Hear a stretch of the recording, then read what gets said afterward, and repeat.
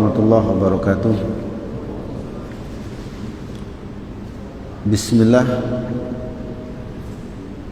bini'amihi alhamdulillahi bini'ami tatimmu salihah wa sallallahu nabiyana Muhammadin wa ala alihi wa man wala.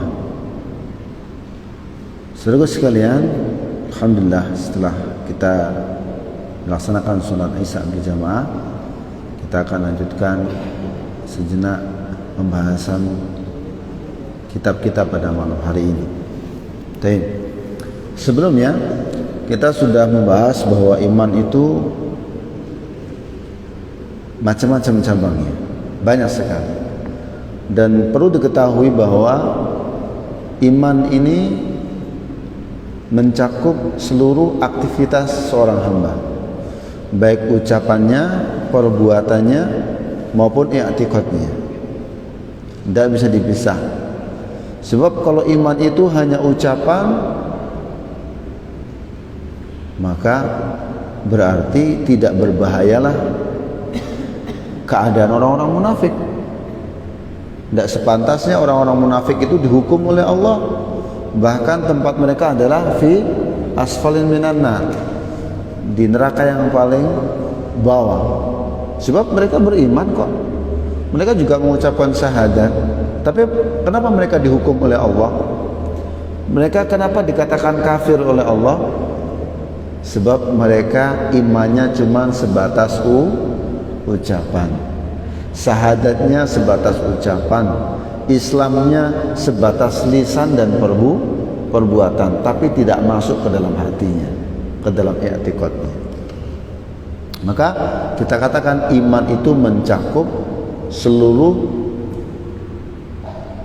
perbuatan hamba, baik ucapannya, perbuatan anggota badannya maupun i'tiqad hatinya. Dan kalau kita mencari dalil tentang hal ini tentu banyak sekali, ya, tentu banyak sekali.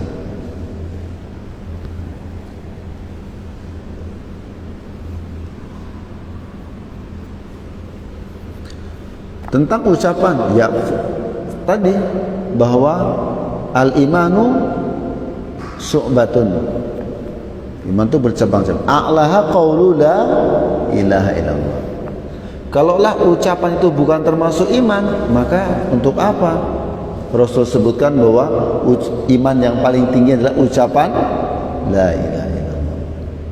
Ini masuk. Kemudian tentang i'tiqad ataupun perbuatan hati, maka al-haya'u syu'batun minal iman. Rasa malu itu bagian dari iman. Kira-kira rasa malu itu di mana? Di bibir, di telinga, di mata. Di mana rasa malu itu? Di hati. Perbuatan seorang hamba bagian iman. Apa contohnya? Imatatul adza anit thariq, membuang gangguan dari jalan. Kalau membuang gangguan dari jalan itu pakai hati. Aku berniat untuk mengalihkan batu, begitu? Tentu tidak. Kita harus betul-betul diambil dengan tangan kita. Kalau lubang kita tutup dengan sekop atau yang lainnya, maka lengkap, baik ucapan, perbuatan maupun i'tiqad itu masuk dari kategori iman, tidak bisa dipisahkan. Banyak sekali contohnya. Baik. Kemudian seperti yang sudah kita sampaikan di atas, bahwa Islam itu memiliki 3 tingkatan. Setiap tingkatannya memiliki rukun. Setelah kita membahas masalah iman, maka kita juga harus tahu rukun imannya. Rukun iman yang pertama apa? Beriman kepada Allah. Nah, beriman kepada Allah Subhanahu wa ta'ala ini juga mencakup beberapa poin. Beriman kepada Allah itu juga mencakup beberapa poin. Poin yang pertama, al-imanu biwujudillahi ta'ala, adalah mengimani wujudnya Allah. Ustaz, kalau mengimani wujudnya Allah itu apakah harus nampak Ya tidak jawabannya. Tetapi apakah Allah itu nampak? Iya, nanti di akhirat Allah itu akan bisa dilihat.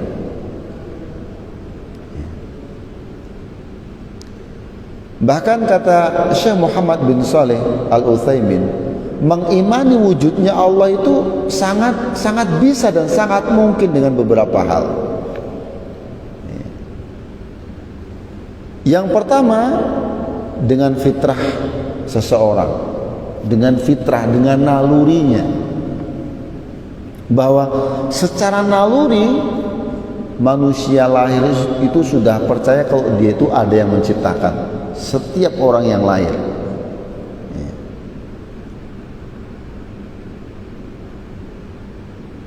Tidak harus berpikir dia. Wala yansarifu an muqtadha hadhil fitrah illa man tara'a ala qalbihi ma yasrifu anha.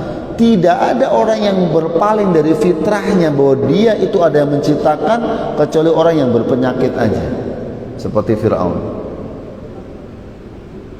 Ya, karena ada penyakit dalam hatinya, maka dia menolak, mengatakan bahwa dia itu ada yang menciptakan. Sebab apa? Sebab Rasul sallallahu alaihi wasallam mengatakan, "Ma min mauludin illa yuladu 'alal fitrah." Tidak satupun bayi yang lahir kecuali dilahirkan dalam keadaan fitrah. Apa maksudnya fitrah? Kata Imam An-Nawawi, fitrah adalah mutahayyi'un ilal Islam. Maknanya fitrah adalah seseorang itu sudah disiapkan untuk dapat menerima Islam. Setiap bayi yang lahir, fa'abawahu, tetapi sayangnya kedua orang tuanya, yuhawidanihi, membuat dia itu menjadi Yahudi, au yunasironihi, atau membuat bayi itu menjadi Nasrani, au yumajisanihi, atau membuat bayi itu beragama Majusi. Maka indahnya hadis, kenapa Rasul tidak mengatakan an yusalima nihi, orang tuanya yang telah membuat dia Islam. Kenapa tidak? Karena memang sudah Islam.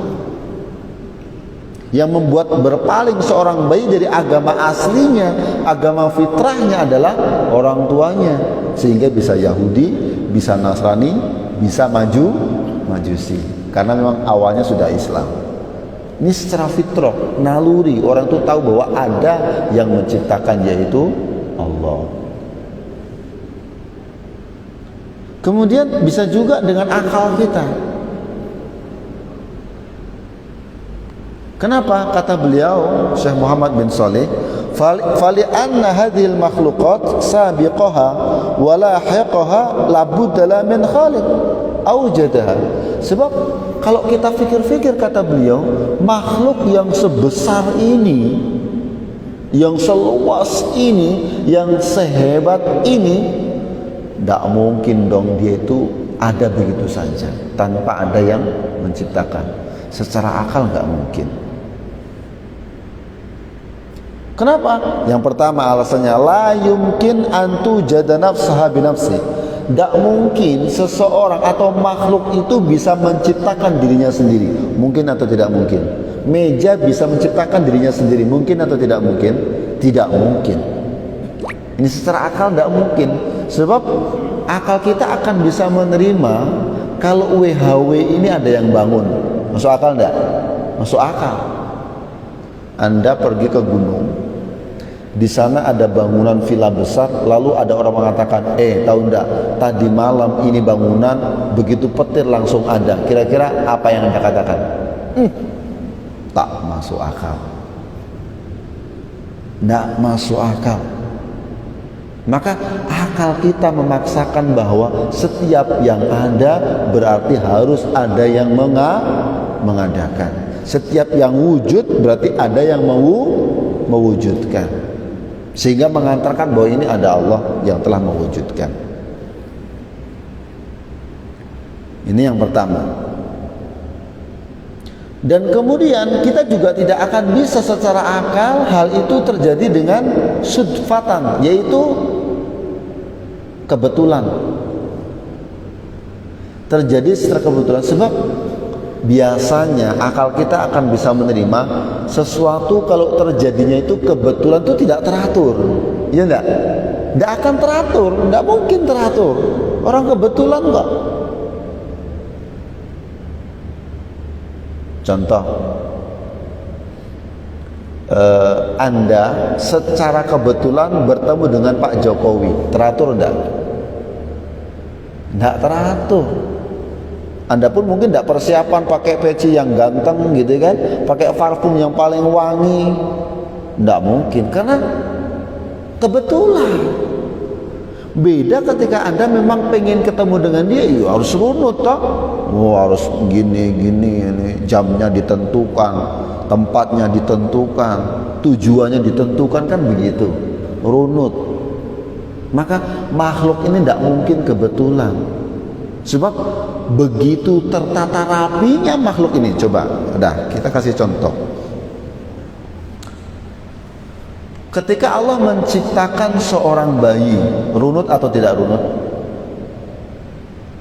Runut. Awalnya dari setetes air mani, kemudian dibuahi, kemudian menjadi segumpal darah berubah menjadi segumpal daging berubah menjadi tulang belulang itu Allah selimut dengan daging dan seterusnya, berkembang, kemudian Allah tiupkan nyawa, baru dia lahir. Dari fase pertama adalah alam kandungan berubah menjadi alam dunia. Apakah langsung berkumis? Atau langsung berjenggot, atau langsung bisa baca Quran? Enggak, proses. Jangankan seperti itu, ngesot aja enggak bisa. Ngesot atau enggak ngesot? Nah, berarti ini pengalaman biasa nonton. Nah, bukan anak yang ngomong. Enggak bisa. Proses semuanya runut, manusia harus ikut tatanan yang sudah penciptanya tetapkan. Runut banget. Lalu dia pertama belajar apa? Belajar tengkurap. Enggak. Setelah tengkurap mulai belajar duduk. Sudah duduk mulai belajar berdiri. Setelah berdiri baru belajar melangkah. Setelah melangkah berjalan. Setelah berjalan berlari, dan seterusnya sampai runut banget. Ini bahkan setiap makhluk. Sapi juga seperti itu. Tidak mungkin lahir sapi langsung bertanduk. Makanya salah satu bentuk kesempurnaan hewan kurban itu bertanduk. Kenapa harus bertanduk? Karena kalau bertanduk itu berarti sudah sempurna. Gitu lah. Jadi tidak mungkin sesuatu itu ada yang sedemikian rapi itu kita katakan kebetulan. Tidak mungkin, tidak masuk akal. Karena biasanya kalau sesuatu itu kebetulan, datangnya itu tidak akan mungkin rapi, tidak mungkin.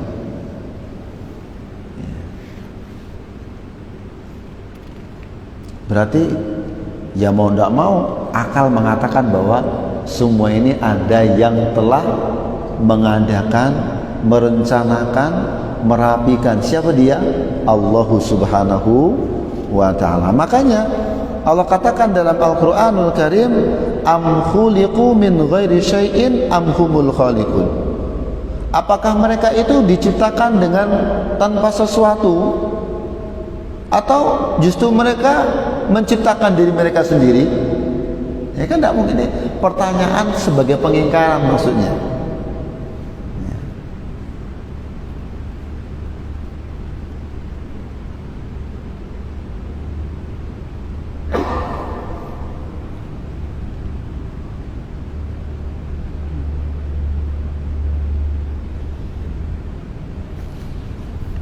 Contoh yang lain yang diceritakan oleh Syekh Muhammad bin Shalih Al-Utsaimin, ketika Anda datang ke sebuah kota, ya, lalu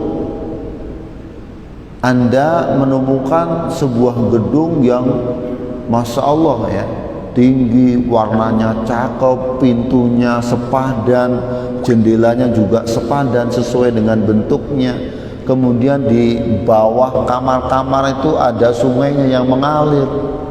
Wah, cakep banget dah. bunganya juga terawat gitu loh. Lalu kita katakan, wah ini kebetulan di rumah ini ada ini. Kembali kita katakan tidak mungkin. Berarti tetap ada arsiteknya. Entah berapa itu bayar arsiteknya. Ada yang membangunnya. Ya. Ini berarti wujudnya Allah sangat mudah kita tempuh. Pertama dengan fitrah kita, yaitu naluri, ataupun dengan akal kita. Adapun secara syariat juga sudah ditunjukkan. Ya. Yang pertama, dari mana kita tahu bahwa syariat menunjukkan adanya Allah? Tentang kitab yang diturunkan dari langit. Setiap kitab yang diturunkan dari langit pasti membicarakan tentang adanya Allah.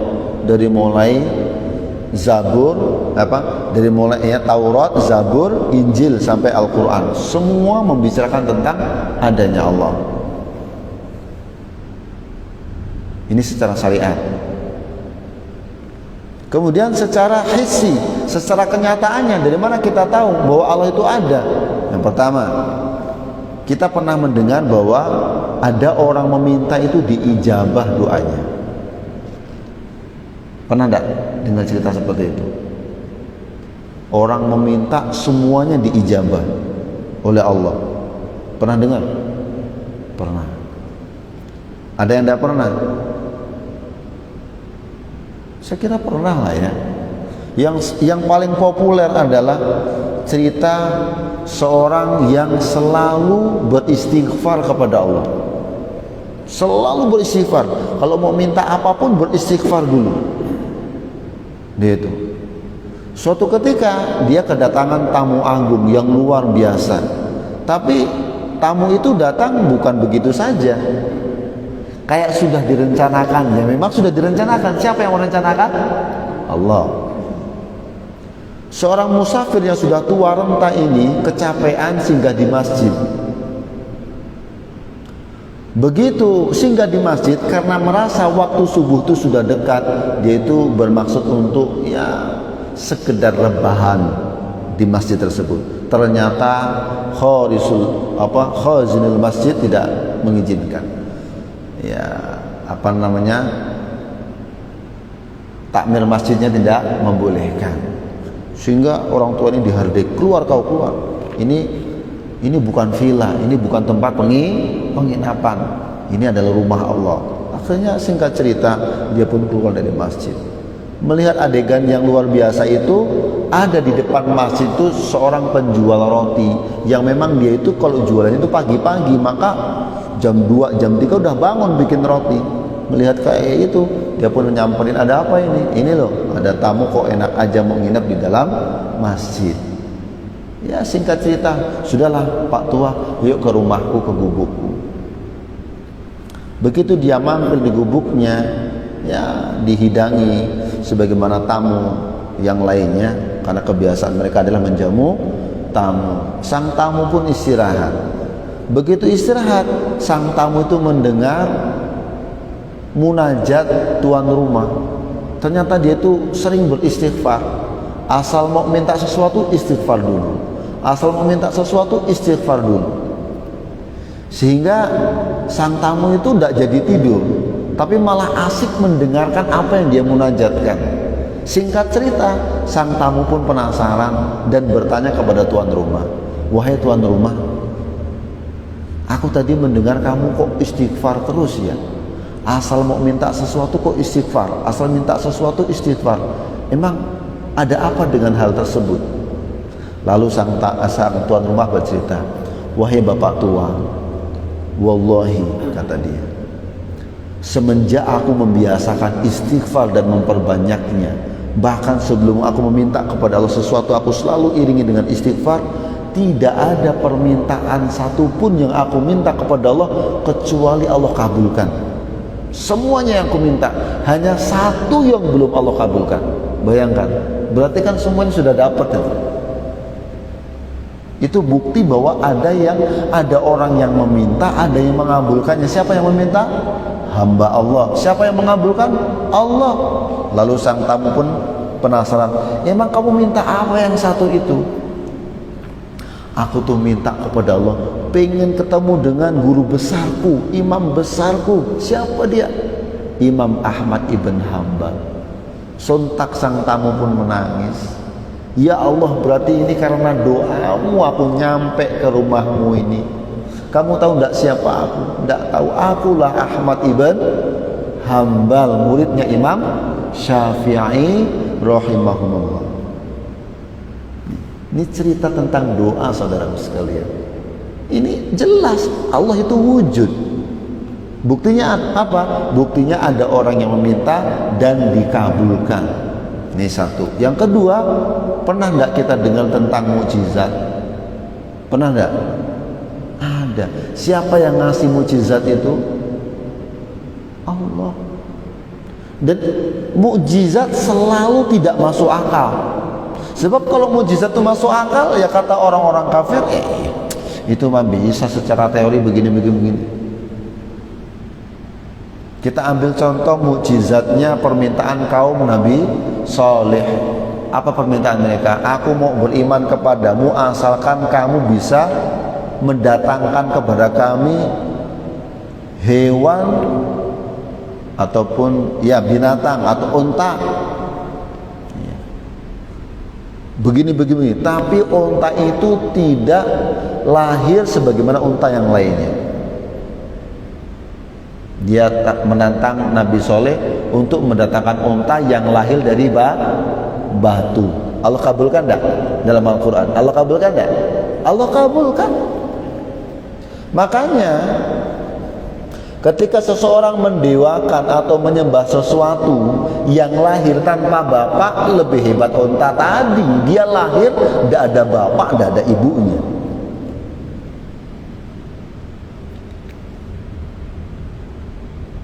Wujud. Nabi Soleh berdoa kepada Allah, Allah kabulkan. Ada unta lahir dari bongkahan batu. Luar biasa. Ini apakah masuk akal? Tidak masuk akal. Apa unta beneran? Unta beneran. Buktinya apa? Dia makan, dia minum, bahkan akhirnya apa? Disembelih sama kaumnya Nabi Soleh. Mati tidak unta itu? Mati. Dan keluar darah kok. Berarti kan unta beneran, bukan unta batu. Gitu. Ini bukti bahwa ada Allah itu. Kurang, pokoknya kurang kuat Ustaz. Mau yang lain? Oke, kita cerita tentang tongkat. Tongkatnya siapa? Nabi Musa. Pada waktu itu tenar-tenarnya ilmu sihir. Orang itu dengan sihir bisa mengubah sesuatu itu menjadi hal yang luar biasa. Tambang saja, tambang tahu ya, tali itu aja bisa berubah menjadi ular. Nah, makanya Allah memberikan mukjizat itu sesuai dengan kebutuhan kaum ketika itu. Karena waktu itu adalah waktu sihir. Mukjizat Nabi Musa itu apa? Tongkatnya itu tongkat ajaib. Mungkin kalau itu ada pada zaman kita, entah jadi apa tongkat itu. Mungkin sudah menjadi barang yang luar biasa. Bahkan mungkin disembah-sembah barangkali. Tongkat itu bisa berubah menjadi ular. Bahkan dipukulkan sekali pukul bisa membelah lautan. Dan itu terjadi, benar-benar terjadi. Karena Al-Quran yang mengabarkannya. Saksinya siapa? Saksinya ahli sihir tadi. Awalnya ahli sihir itu menentang agama Musa. Begitu nengok kejadian nyata di hadapan mata mereka, apa langsungnya? Ini tidak mungkin sihir nih. Tongkat Nabi Musa itu tidak mungkin sihir. Ini beneran ini. Karena apa? Talinya dimakan beneran sama ularnya Nabi Musa. Dan ular Nabi Musa itu bener-bener ular, bukan tongkat. Kenapa? Bisa makan. Dan habis. Sihir-sihirnya ahli sihir itu habis. Tali-talinya habis. Dimakan oleh ular tersebut. Sehingga apa? Yang terjadi, pagi hari ahli sihir itu kafir kepada Allah, sore hari dia beriman kepada Allah dan Rasulnya, dan syahid mendapatkan pahala besar dari Allah Subhanahu wa ta'ala karena beriman. Dari mana bentuk imannya? Karena dia yakin adanya Allah Subhanahu wa ta'ala dengan adanya mukjizat tersebut. Dan masih banyak yang lainnya, hal-hal yang tidak masuk akal tapi dengan mukjizat itu terjadi. Termasuk kejadian yang luar biasa adalah yaitu ketika kaum muslimin bersama Rasul sallallahu alaihi wasallam kehabisan air untuk berwudu. Ada air tidak lebih daripada 1 baskom, padahal pasukan ketika itu ratusan, bahkan ada yang menceritakan ribuan. Semua orang ngambil air, berwudu, ngisi kantong dia cukup. Kenapa? Di situ ada tangan yang mulia Rasulullah sallallahu alaihi wasallam. Emang ini ada mata airnya Rasulullah? Tidak ada. Inilah namanya mukjizat, sesuatu yang di luar nalar manusia. Banyak sekali saudaraku sekalian kok kita ceritakan tentang mukjizat. Sebagaimana disebutkan bahwa salah satu mukjizat Nabi Isa itu apa? Disebutkan oleh Allah dalam surat Ali Imran, wa uhyal mauta biidznillah. Nabi Isa itu bisa menghidupkan orang mati. Orang mati bisa dihidupkan. Tapi apa? Biidznillah, Allah yang mengizinkan. Bukan memang dia bisa menghidupkan beneran.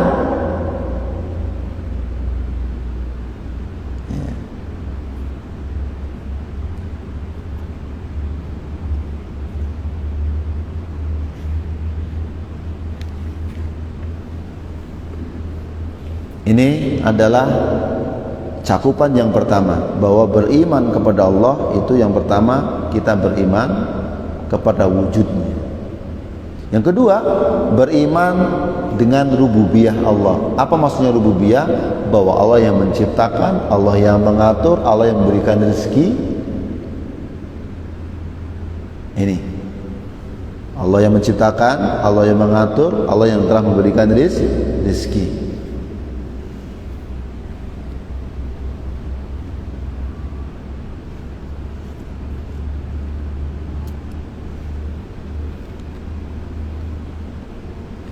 Beriman kepada rububiyah Allah itu semua makhluk beriman dengan rububiyah Allah.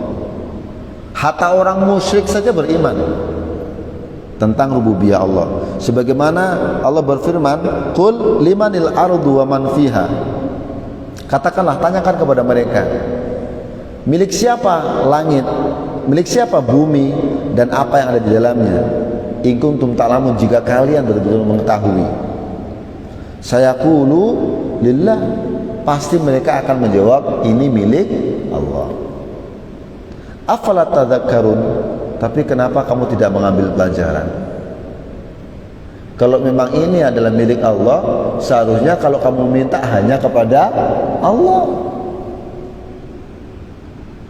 Qul, katakanlah Muhammad, man rabbus samawati sab'i wa rabbul arsyil azim. Siapa yang menguasai 7 lapis langit dan yang menguasai arsy-Nya yang besar, yang agung?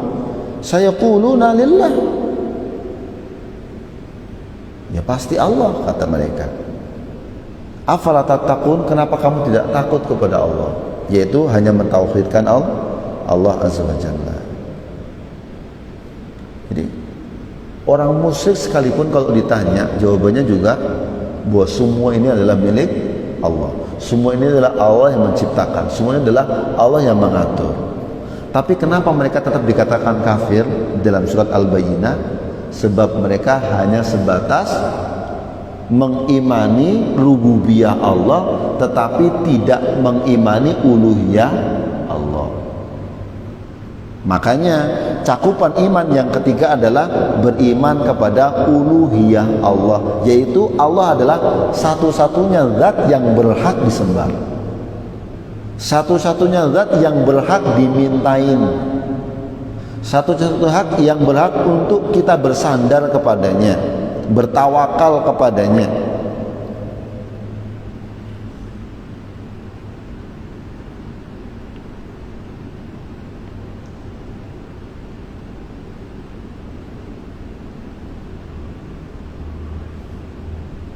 Makanya termasuk syirik kecil adalah bersumpah kepada selain Allah. Bersumpah kepada selain Allah itu syirik, tapi tidak mengeluarkan dari Islam, dari agama. Cuman dosa besar. Sebab apa? Selain daripada Allah, Tuhan itu yang ngasih nama itu siapa sih? Ya penyembahnya. Berbeda dengan Allah Azza wa Jalla yang memberikan nama Allah itu ya Allah sendiri. Ada Ar-Rahman, ada Ar-Rahim. Itu siapa yang ngasih nama? Allah. Maka kita tidak boleh menamai Allah dengan nama-nama semau kita. Makanya ketika Allah membantah mereka itu memberikan nama-nama Tuhan-Tuhan mereka, di dalam surat An-Najm Allah berfirman, in hiya illa asmaun samaitumuha antum wa aba'ukum. Sesungguhnya nama-nama Tuhan kalian itu adalah nama yang kalian sematkan dan nenek moyang kalian. Ma anzalallahu biha min sultan. Allah tidak pernah menurunkan bukti nama-nama tersebut. Tidak ada. Ada Lata, ada Uzza, ada dewa ini, dewa itu, dewa matahari, dewa ini. Semua nama dewa itu mereka penyembahnya yang ngasih nama.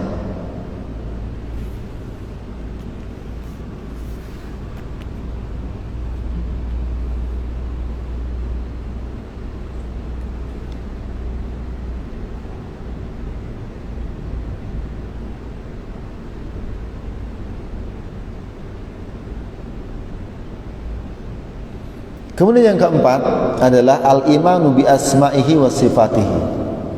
Kita beriman kepada nama-nama Allah dan sifat-sifatnya. Caranya gimana? Itsbatun ma atsbatahu Allahu li nafsihi fi kitabi. Caranya apa? Menetapkan seluruh nama-nama Allah dan sifat-sifatnya yang telah Allah tetapkan dalam kitabnya. Au sunnati rasulihi, atau dalam hadis-hadis Rasulnya sallallahu alaihi wasallam. Kita harus menetapkan semuanya dengan ketentuan min ghairi tahrif, tanpa kita palingkan atau hapus namanya, wala taktil, dan tidak ditaktil, dihapus, wala takyif, kita tidak boleh menanyakan bagaimana, wala tamtsil, dan kita tidak boleh menyamakan nama dan sifat Allah dengan yang lainnya.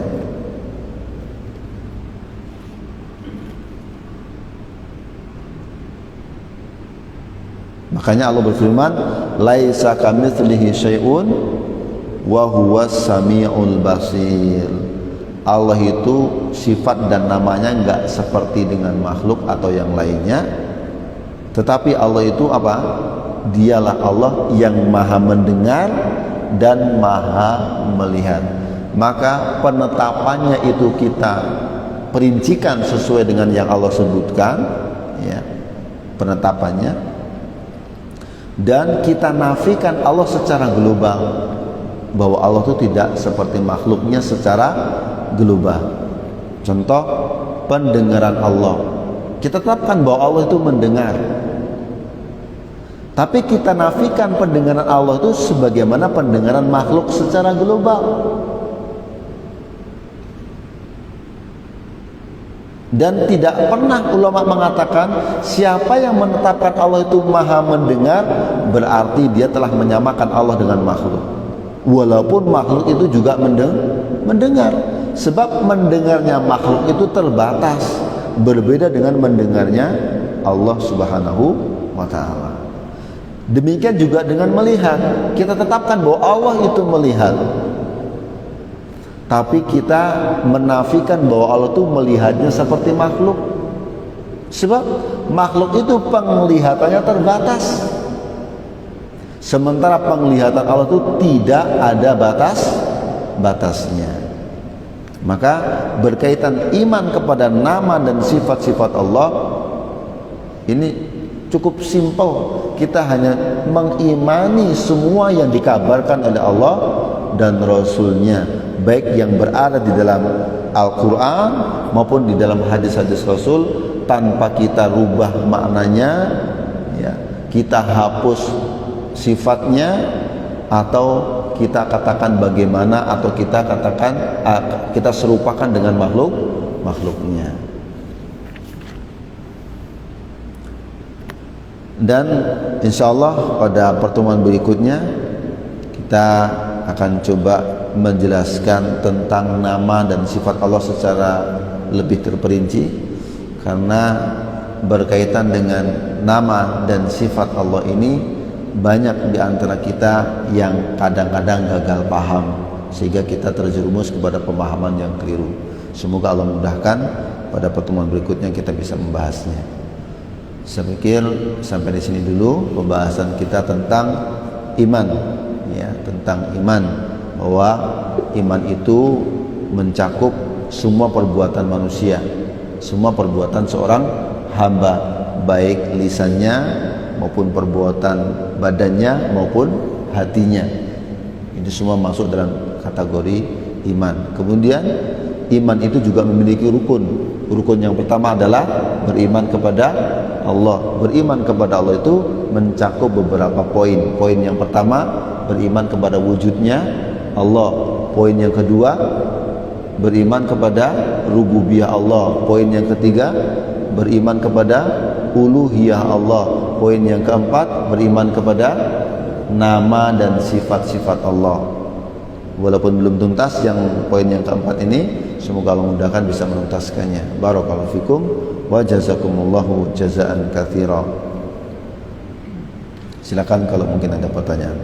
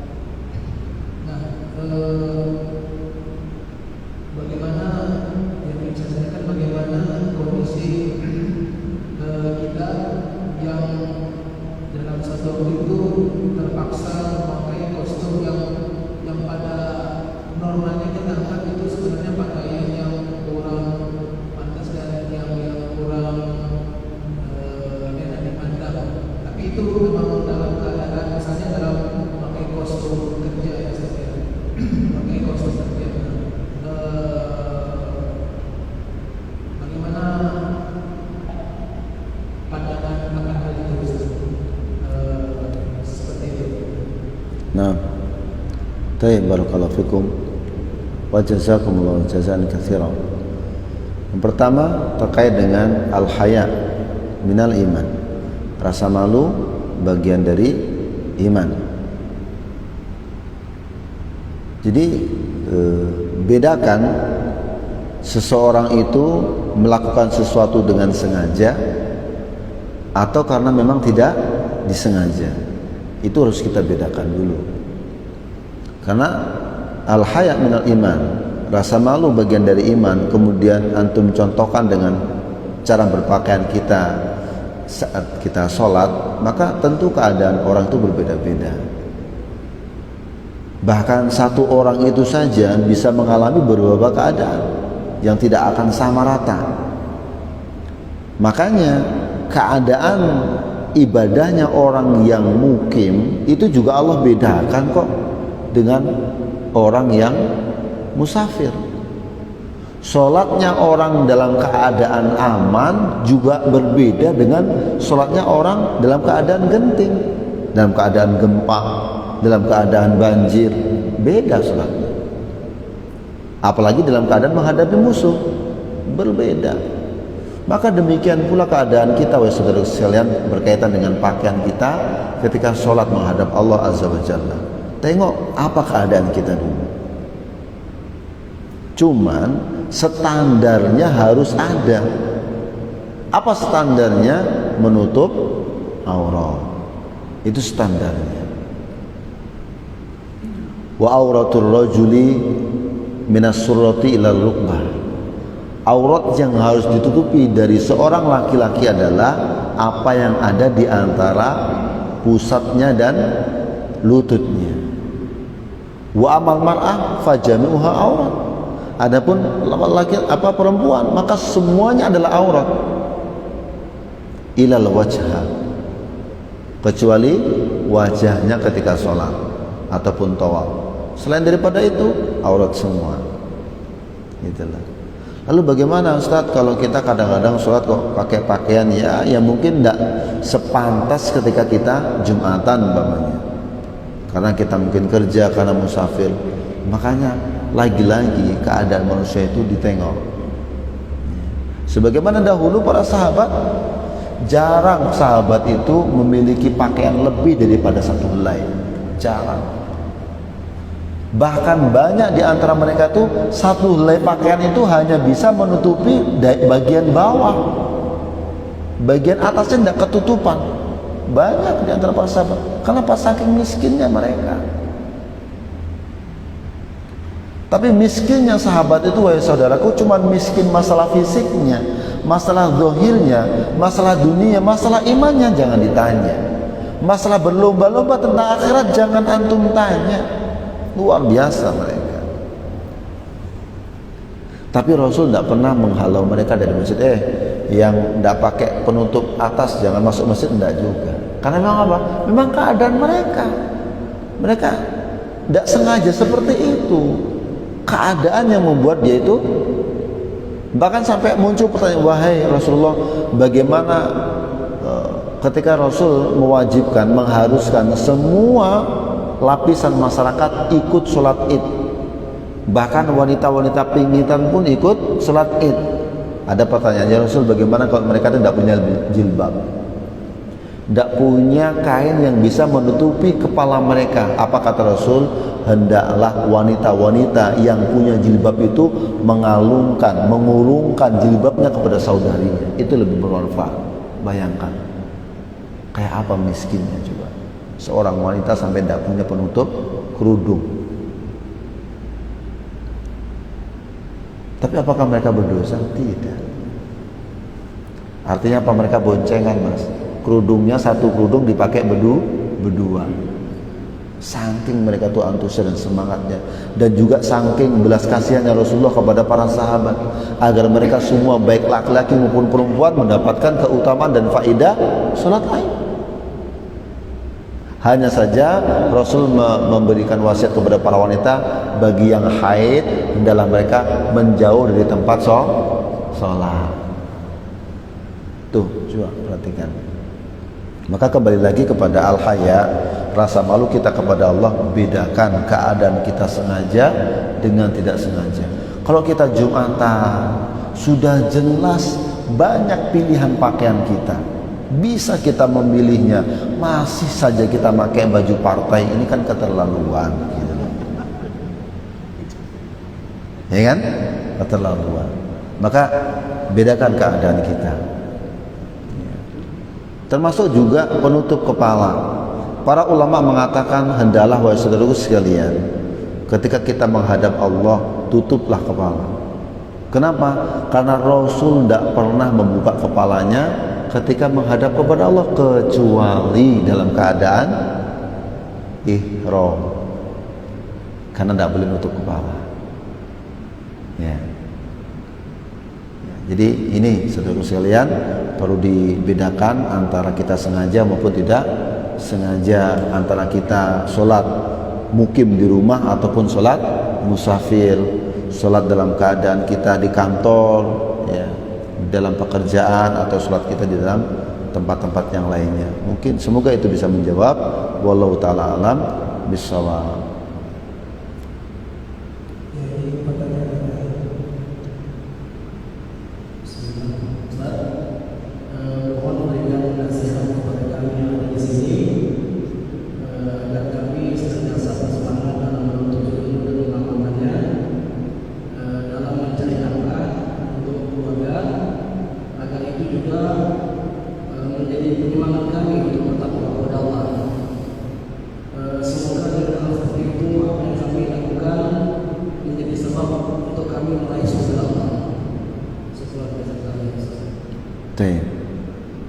Saudaraku sekalian, pernah suatu ketika dahulu Rasulullah itu memegang pundaknya Abdullah ibn Umar. Lalu kata Rasul, kun fid dunya ka'annaka gharibun au abiru sabil. Wahai Abdullah bin Umar, jadilah kamu hidup dunia itu seperti seorang asing atau orang yang numpang lewat saja. Bayangkan, ini nasihat yang sangat dalam saudaraku sekalian. Kata para ulama, kalau Anda mampu memiliki perasaan ini adalah malam terakhir, ini adalah sholatku yang terakhir, ini adalah duduk majelis ilmuku yang terakhir, Anda pasti semangat. Tapi kalau Anda itu berangan-angan sebagaimana iblis berangan-angan, dia akan hidup selama-lamanya. Sebagaimana orang Yahudi yang Allah katakan dalam Al-Quran, mereka berangan-angan bisa hidup 1000 tahun. Maka di saat itu penyakit malas itu akan mudah menghampiri Anda. Coba kalau Anda itu berperangai seperti nasihatnya Rasulullah. Anggap dunia itu adalah Anda di dunia ini seperti orang asing. Kan Anda tidak selonong boy, tidak sembarangan. Namanya juga orang asing. Dia penuh kehati-hatian, dia penuh perhitungan, tidak mudah menghambur-hamburkan uang, tidak mudah menghambur-hamburkan harta. Kenapa? Aku orang asing, takut ada apa-apa kan? Gimana coba? Itulah orang asing. Dan juga orang asing itu kalau mau berbuat juga enjoy gitu, mau ngopi mau ngapa enjoy. Kenapa? Dia tidak kenal banyak orang dan tidak dikenal banyak. Dia tidak kenal, ngapain kata orang?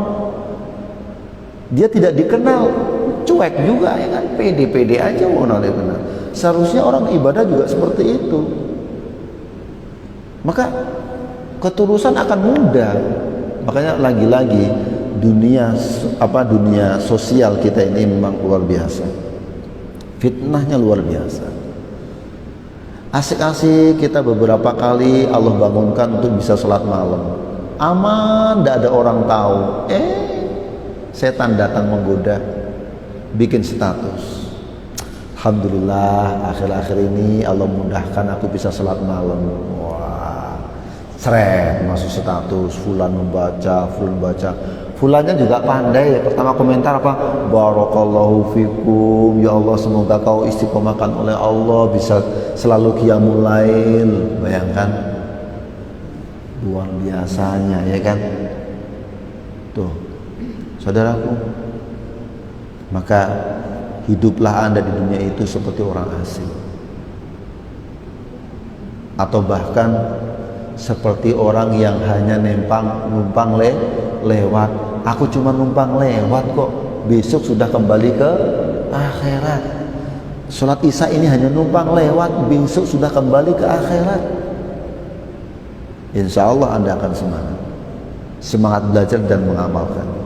Tapi kalau Anda masih berangan-angan bahwa umur Anda panjang, oh aku masih muda, oh aku belum nikah kok, tidak mungkin aku mati karena belum nikah, oh aku belum punya anak, tidak mungkin mati kan belum punya anak, oh tidak mungkin aku mati karena anakku masih kecil-kecil. Nah itu, selama itulah Anda akan bermalas-malasan.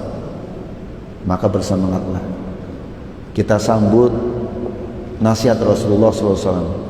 Ihris ala ma yanfa'uk wasta'in billah wala ta'jaz. Selalu semangat untuk mencapai sesuatu yang bermanfaat bagimu, minta pertolongan kepada Allah, dan jangan pernah malas. Ayo kita semangat. Itu adalah pertanyaan bukan hanya untuk antum semua, tapi terutama untuk diri anak pribadi.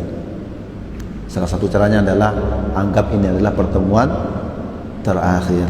Barakallahu fikum wa jazakumullahu jazaan katsira wallahu ta'ala bissawab.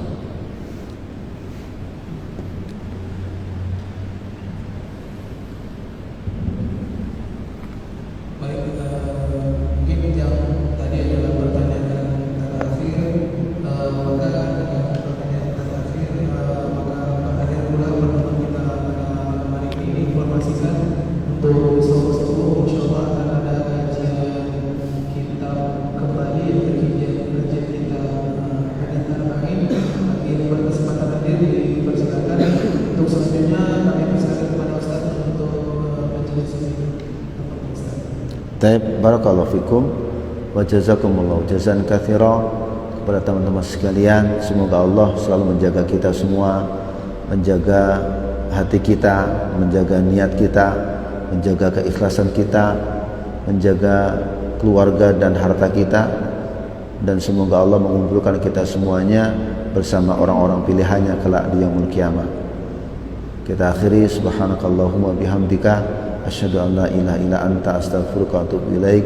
Assalamualaikum warahmatullahi wabarakatuh.